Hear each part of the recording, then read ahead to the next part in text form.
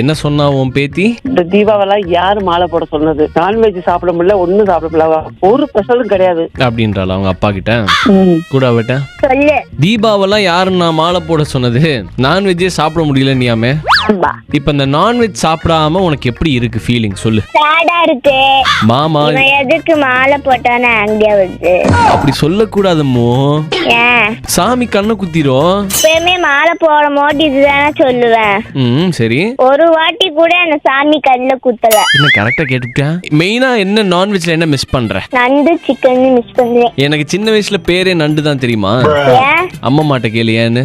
ஏமா நண்டு நண்டு சாப்பிட்டு நண்டு சாப்பிட்ட அன்னைக்கு பிறந்தியா நீ? அதனால சின்ன வயசுல எங்க அம்மா நண்டுன்னு எனக்கு பேர் வச்சிருக்கா. ஆடு சாப்பிட்ட நீ பிறந்தா ஆடுன்னு இருப்பா போல. உனக்கு இன்னொன்னு தெரியுமா? இந்த மாலை 48 நாள் போடுறேன்ல, 90 days வரைக்கும் இதை நான் எக்ஸ்டெண்ட் பண்ண போறேன். 90 days-ஆ? எப்ப மாலை கழிச்சுவா? 90 days கழிச்சு கழிச்சுவானா? நான் ஏன் 0? உனக்கு மாமாவோட கறி முக்கியமா போயிடுச்சா? ஆமா.